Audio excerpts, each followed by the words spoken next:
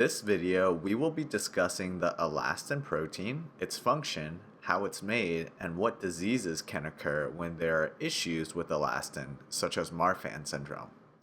To begin, elastin is a stretchy protein that's found within the skin, lung, large arteries, elastic ligaments, vocal cords, and the ligamentum flava that connects the vertebrae together. It plays an important functional role in maintaining pressures associated with liquid and airflow in the cardiovascular as well as the pulmonary system. It's also present in connective tissue and allows for many tissues in the body to resume its shape after it's stretched or contracted. So for example, elastin helps skin return to its original position when it's poked or pinched. Now let's take a look over here at this image. The precursor of elastin is tropoelastin. And so as you can see the tropoelastin here.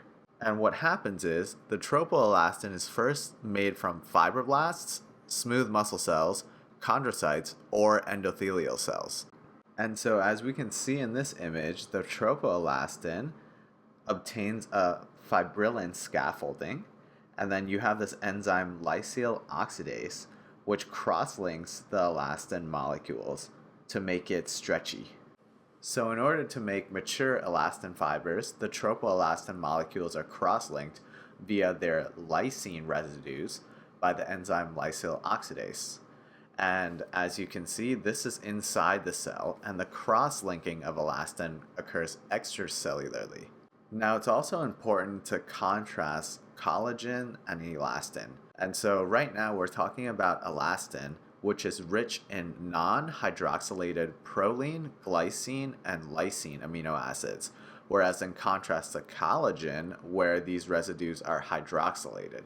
And elastin is roughly 1,000 times more flexible as collagen. Something that's kind of interesting is as people age, there will be decreased dermal collagen and elastin, and decreased synthesis of collagen fibers, which can lead to wrinkles. But the cross-linking remains normal. Now let's talk a little bit about the breakdown of elastin. So as you can imagine, there's an enzyme called elastase, which breaks down elastin. And elastase is normally inhibited by alpha antitrypsin. Alpha antitrypsin neutralizes proteases such as elastase in the lung that normally degrade elastin. So as you can imagine, some people with a deficiency in alpha antitrypsin will result in the proteases degrading elastin in the lung, and this can cause emphysema. Another symptom of alpha-1 antitrypsin deficiency is cirrhosis, and that's kind of a different mechanism, but it's due to misfolded alpha-1 antitrypsin accumulation in liver cells. Now that we understand a little bit more about elastin, let's discuss what happens when things go wrong. So remember how I said that elastin fibers have a fibrillin scaffolding, shown over here? Well, what happens if there are defects in this? If there are defects in fibrillin, then this causes a disease called Marfan syndrome. This is probably the most important disease that will be mentioned with reference to elastin, so let's discuss it a little bit more. It's due to a mutation of the FBN1 gene on chromosome 15 that results in a defective fibrillin protein. And people with Marfan syndrome, as shown here, will usually be very tall, have hypermobile joints, long fingers and toes, subluxation of the lens of the eye, which means just detachment of the lens of the eye, as well as issues with the heart such as aortic issues or aortic aneurysms.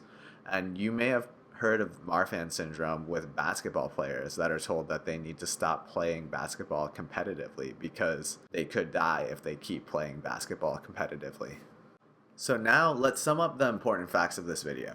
Elastin is a stretchy protein within the skin, lungs, large arteries, elastic ligaments, vocal cords, and ligamentum flava that connects the vertebrae. The precursor of elastin is tropoelastin, and you have a fibrillin scaffolding that is added to make real, final elastin.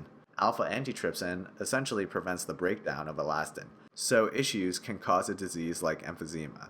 Lastly, fibrillin defects can cause Marfan syndrome, which is extremely dangerous due to issues with the aorta. So thank you for watching this video, and if you got this far, please give this video a like and share it. Comment below with questions or if you want us to make a video on a different topic. Lastly, don't forget to subscribe so you don't miss a future video.